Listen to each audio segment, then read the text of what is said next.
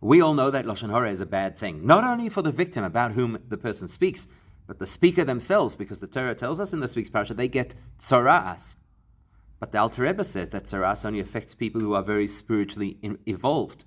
Lashon Hara sounds like somebody who's very spiritually undeveloped. We need to understand Lashon Hara a little better.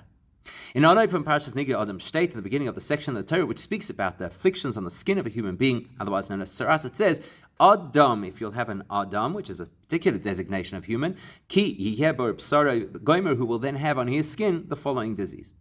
So the pasuk nutzdaden Tayar Adam. The Torah specifically chooses the title Adam. Was it the Shem Hamayla von Eden?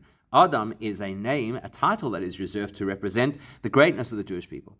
On the Herste Torah from the Fir Tayarim Adam Ish Gever Enosh. And of the four collective nouns that we use to refer to humanity, which is Enosh, the lowest, Gever, more improved, Ish, even more improved, Adam is the highest. So as you do the Shishler, for that reason, we have a well-known question, which is, Wie kommt es? How could it be, as B'shas held by the Dag von Adam, that if a person has already achieved this spiritually evolved state of being called an Adam, and the Torah calls them Adam, which means it's genuine, such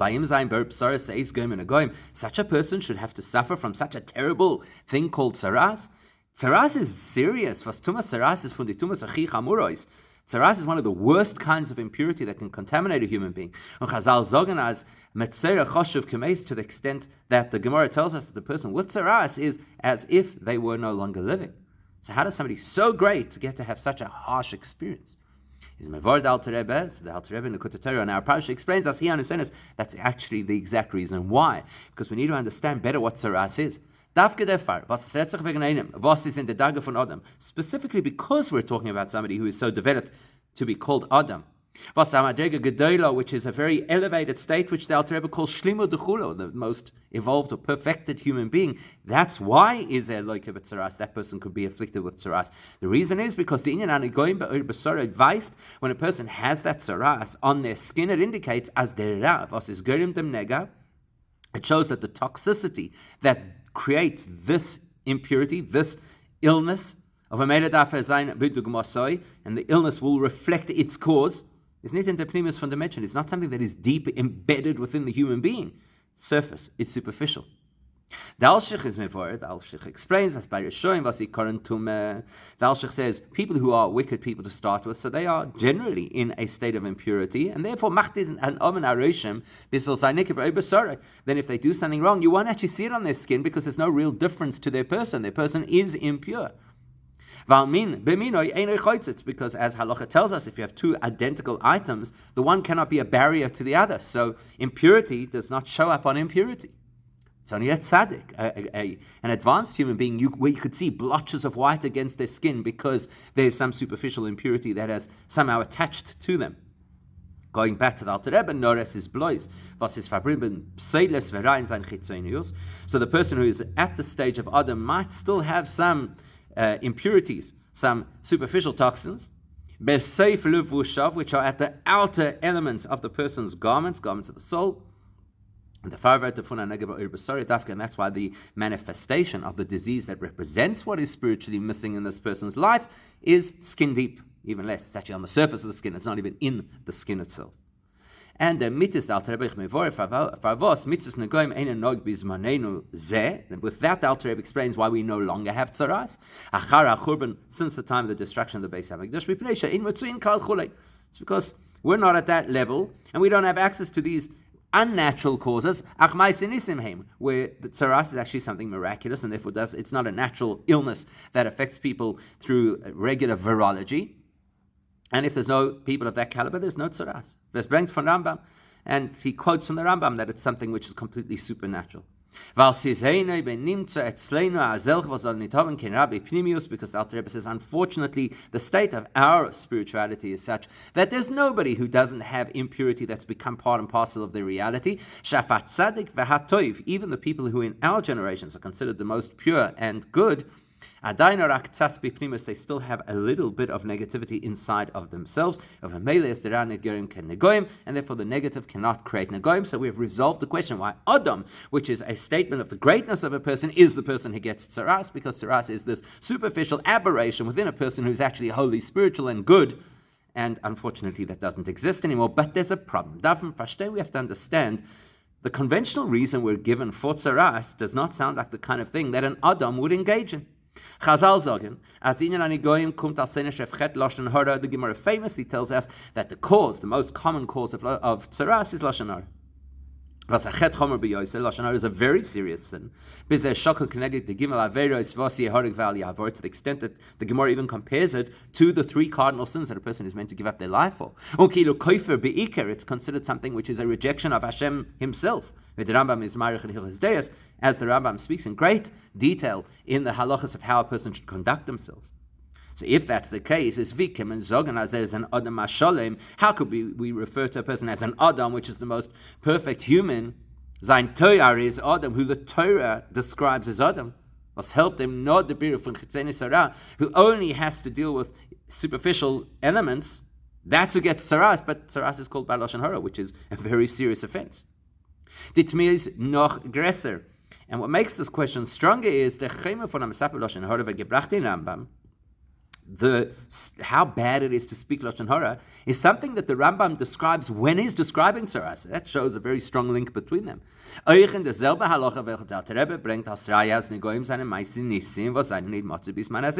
halacha the Alter Rebbe quotes to say that lashon hara is supernatural and therefore doesn't apply in our generations, which the Alter Rebbe is using to indicate that Tzaraas is reserved for the greatest people of the community. That same halacha is where the Rambam says how bad lashon hara is, which indicates that Tzaraas is associated with a really bad behavior. We're going to unpack this a little bit later, but the Rambam says that one of the evolutionary processes of lashon hara is that can drive a person to completely deny Hashem chas v'shalom. Whereas the Alter Rebbe says Tzaraas only affects somebody who is at the state of spiritual health. So which one is it?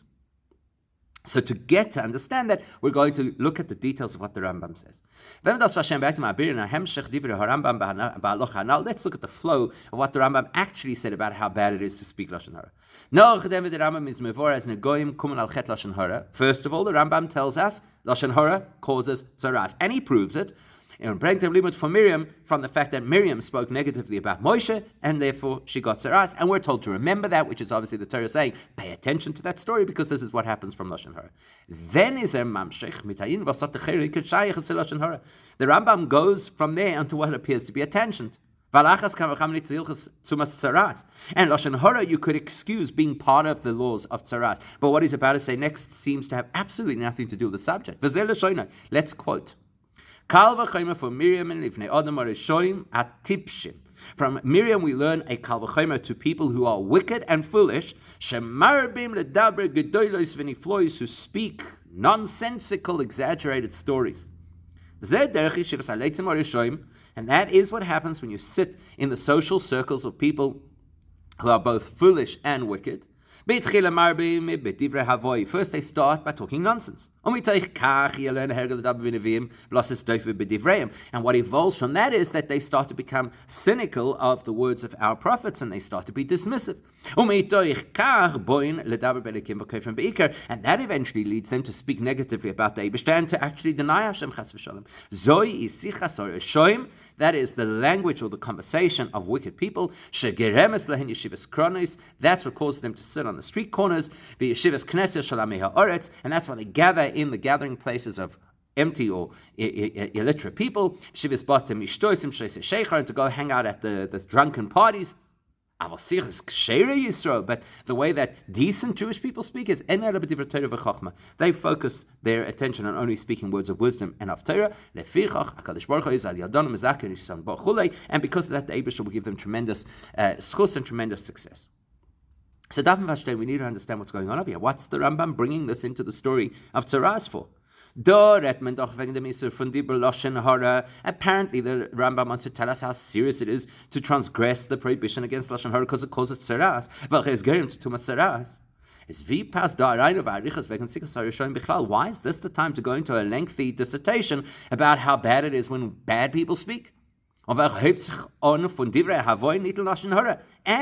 say that their conversations start with speaking nonsense, which is very different to speaking lashon hara. And then eventually the Rambam tells us eventually translates into speaking, God forbid, against Hashem. Even if you want to try and explain this by saying, as Lashon Hara is a prat fun in Lashon Hara is one of the subcategories of the bad speech of bad people. And then you want to justify and say, well, because the Rambam's speaking about Lashon Hara and how serious it is, so the Rambam wants to sharpen our focus about how bad this Lashon Hara is. So therefore he talks generally about how bad it is to speak like bad people. So okay, it's an important point and the Rambam should make it somewhere, but not here. It doesn't seem to fit under the category of the laws of Tzaraas. Because Tzaraas is only identified as the punishment for Lashon Hara, not for these other variations of how Rishonim speak. Why here? The right place where you would expect the Rambam to speak about this would be in Hilchos Deos, where he talks about character. And that's actually where he speaks about various types of inappropriate language or speaking, so he should have brought it there. That's question number one. Why is this parked in the laws of Tumas Tzaraas? Completely off topic. And if it's true that the Rambam wants to illustrate how bad Lashon Hara is, the Rambam uses very sharp language about a person who shares Lashon Hara when he's talking Hilchos Deos much earlier. Why not import those same expressions over here? And then we'd get the message that Lashon Hara is really serious. Nochmer, taking it a step further, in Hilchos Deos bring the Rambam the Maimon Chazal. In Hilchos Deos, the Rambam quotes the Gemara, that if a person speaks Lashon Hara, it is akin to denying Hashem Chas v'Shalom. In other words, in Hilchos Deos, the Rambam's position is that Lashon Hara is equated with heresy.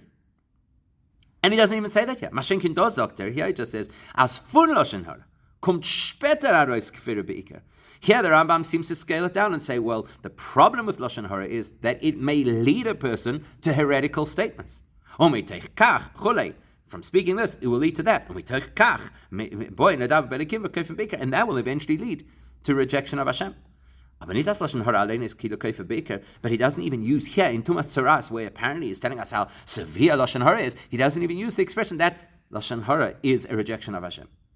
So why and what's going on over here to distinguish between how the Rambam describes Lashon Hara in Hilchos Deos and how he does in Hilchos Tumas Tzaraas, we need to remind ourselves that there are two sides to Lashon Hara, two things that make it so bad. Shleimer den Birbos, the explanation is this. When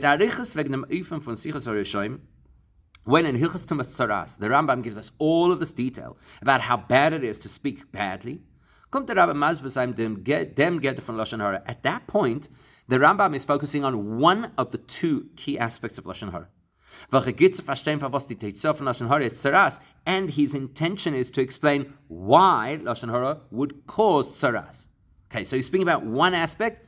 Let's identify what the two aspects are so we can see which one he's describing in Hilchos Tumas Tzaraas. In Lashon Hara, there are two key factors about Lashon Hara. Out of the obvious, when a person speaks Lashon Hara, which is an indication that this person has negative characteristics. Otherwise, why would they speak badly about others? This person is obviously envious, or this person has hatred, and that's why they're speaking maliciously. So the most obvious problem with Lashon Hara is that it harms the victim of that Lashon Hara. Das heißt, die Chesaron dabei ist, was ein Lashon Hara bringt daraus eine Midas Reus mazik dem Zweiten. In other words, the first aspect of Lashon Hara is it brings out the dirt from within a person and it harms the person about whom they're speaking. Und wegen dem in Lashon Hara redet der Rambam in Hilchos Deos. That aspect of Lashon Hara is the one that the Rambam addresses in Hilchos Deos. If you read the context of the perek in Hilchos Deos, you see that's the message. The entire context is the Rambam describing negative behaviors that have negative impacts either on the person or on somebody else. Lashon Hara in that context is one of the most damaging things that we could do to another person. That's addressing the aspect of harm to others. But there's another element. The other aspect of Lashon Hara is the Lashon Hara words themselves are problematic. If a person speaks Lashon Hara, even if it's unintentional, so there goes the whole malicious intent, which was the first subject. The other aspect of Lashon Hara is that it sucks the speaker into a bad place. Even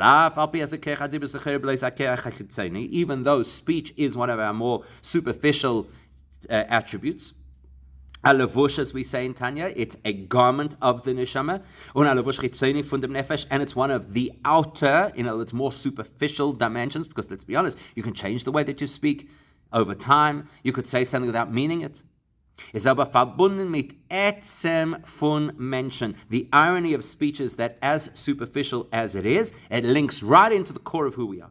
Because the term I mentioned is medaber, to the extent that the classification of humans is those who speak, medaber. Therefore, when a person speaks, very powerful tool, Lashon Hara, is a typical schleppt mitzad atzmai im arein nach merer in ra. Each time a person speaks Lashon Hara, that drags them deeper into the mud of negativity. Das ist was der Rambam bringt heraus durch seine Arichis. That's what the Rambam wants to clarify by going through all of this detail. In Sof Hilchas Tumas Tzaraas, wegen Sichas HaRishoim, when at the end of Hilchas Tumas Tzaraas, he starts to speak about the various forms of so-called wicked or inappropriate speech. His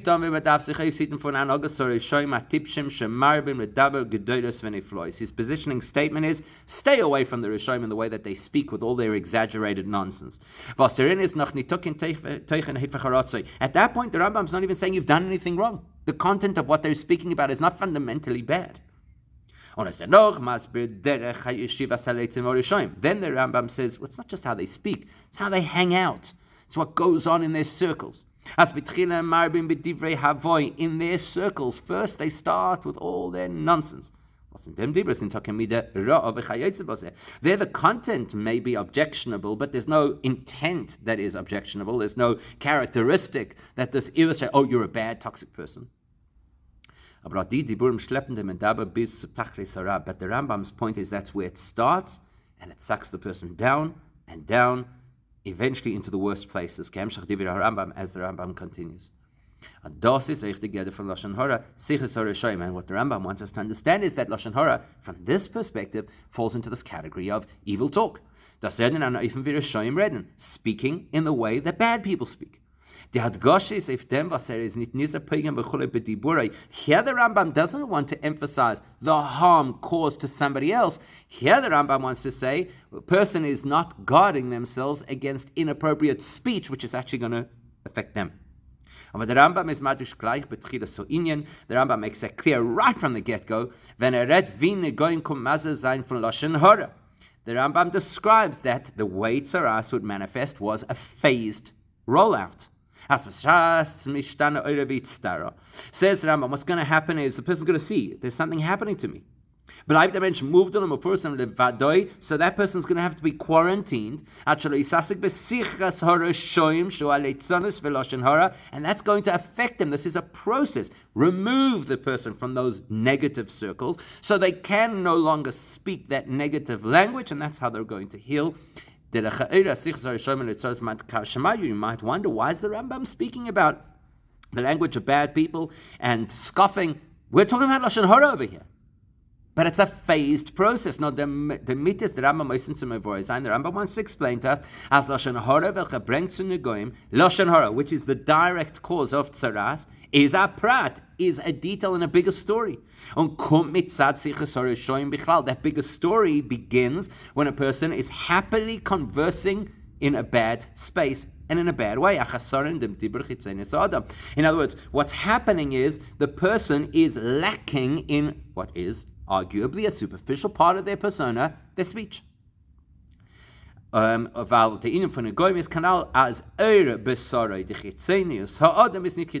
we saw already from the Alter Rebbe, that the definition of Tzaraas is the skin is not healthy, the external is not healthy. But the Rambam wants us to know that's where it starts. It starts with living, albeit superficially, in a negative place. That's going to rub off on the rest of the person. Al pi zeh, yumtek was der Rambam is marich wie der Inyan as negoim kommen zu lieb Lashon Hara, wird abgelehnt von Meise Miriam.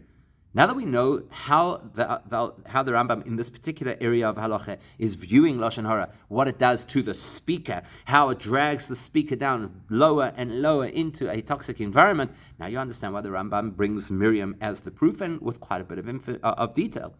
Says the Rambam, that's what the Torah is warning us when it tells us the story, not just of Miriam, that we have to remember the story. He's boinanu because the Torah wants us to contemplate what actually happened to Miriam.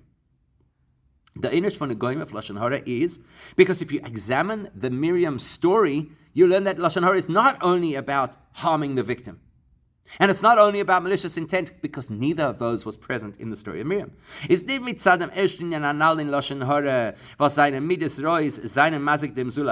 at the story of Miriam, you realize that Lashon Hara is not only about bad character, malicious intent, and harm to a victim, resulting from what the person is saying.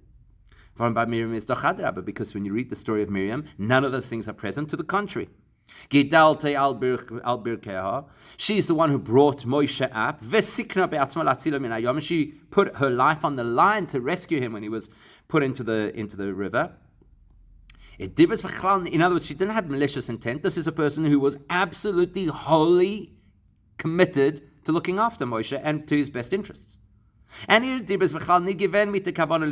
had no malicious intent when she shared the story with Aaron. Not only that, the Rambam says, she never even said anything which was disparaging. She misinterpreted how he was running his life or whether it was appropriate. And Moshe was not bothered by any of the things that Miriam had said. So there's no victim, there's no malicious intent. You don't have the first version of what Lashon Hara is all about. So why does the Torah want us to remember Miriam as the icon of why we shouldn't speak Lashon Hara? That's exactly the point, because in Edibris Nikiven Ken Shom Rabbi has a kulei. Her words had no malice, they had no harm. Nit mitzad Miriam and unit mitzad Moshe. Miriam didn't share something negative. Moshe wasn't hurt by something negative.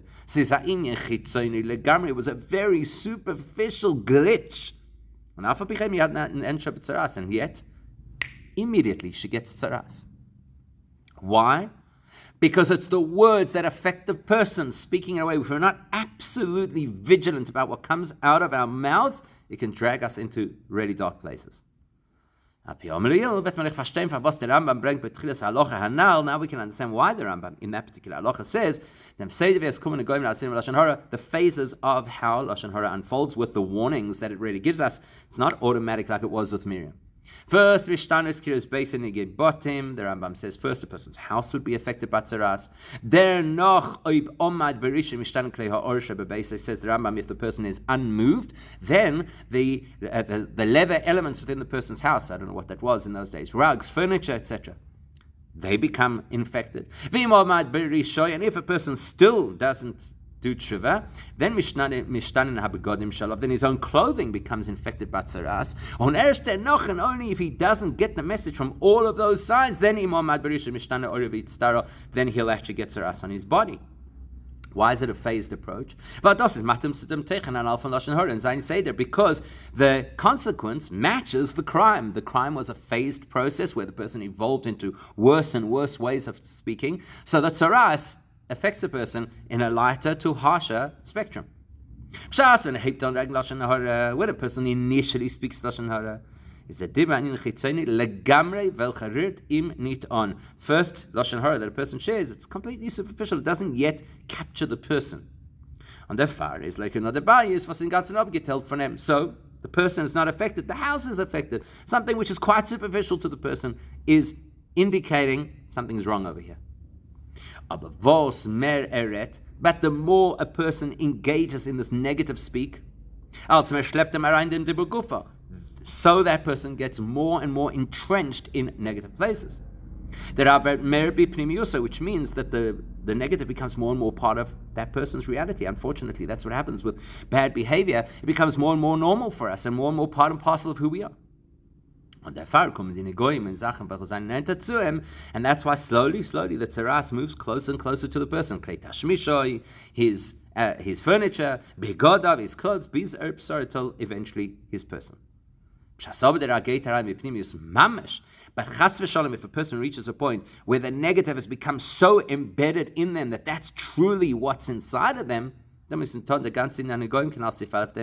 we said right from the beginning, you can't have Tzaraas in that case at all because it wouldn't show up against a dark background. So now we can bring together the Alter Rebbe's explanation as Negoim kommen dafka bei Odom HaSholem, was hat metaken gewinnt kolla devorim chutz von Sefer Levushav, that who gets Tzaraas, says the Alter Rebbe, only the person who is at the highest spiritual level, who has completely transformed every part of themselves except for the edge, the hem of their spiritual garments.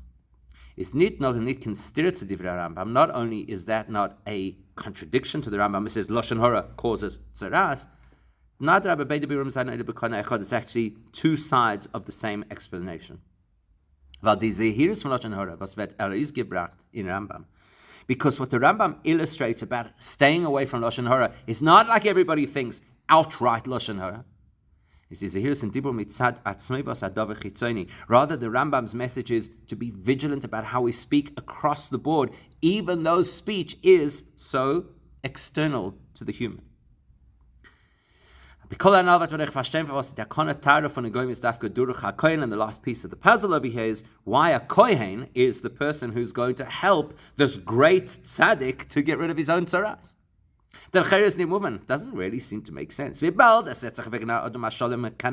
describing an Adam, the most mature, evolved spiritual being that a human could be. That's somebody who has the capacity to completely elevate, refine, and transform every facet of the internal being, and they have done so in practice. So how can that person not reach the hem of his garment? How can that person not transform the last little superficial parts of himself? The explanation is the fact that somebody at that caliber may trip and fall into the world of Lashon Hara, even though as far as this person is concerned, he's worked through all of his facets, all of his characteristics, all of his attributes successfully and objectively. That's also true. As far as it's because it is possible that deep within the person there is some kind of negative that is just, it's hidden. You can't even detect it if you had some kind of tumor detector. This is something which is so embedded within the person, they don't even know that it's there. It's unfortunately quite common that people have deep-seated issues that they're completely unaware of. The irony is that even though it's a very deeply embedded negativity, as we often know, the way that a person speaks gives away who they really are and where they're really holding. Information, as we mentioned before, because there's this ironic paradox that speech, superficial as it is, links into the core of who we are. That's why you have the Gemara in Psachim, with all the different examples of people who said things which gave away who they really were. And the fascinating thing is that this symptom of negativity is expressed in words which are quite superficial and possibly words that don't even seem to be that bad. If we're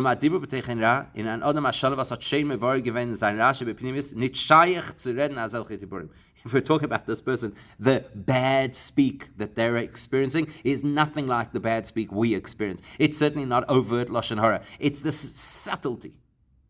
So the only way to fix this Tzaraas is somebody's got to drill in and get to that hidden cause, that hidden kernel of impurity, and fix it. And the person themselves can't do it. The Rebbe is as durch a kohen dafka. You need a kohen for that. Was is chesed ilah, as the Alter Rebbe explains over there in the Kutei Torah. A kohen is a representation of the highest supernal type of divine chesed. We know that absolute chesed has the capacity to sweeten the bitter, to correct the negative, to illuminate the dark.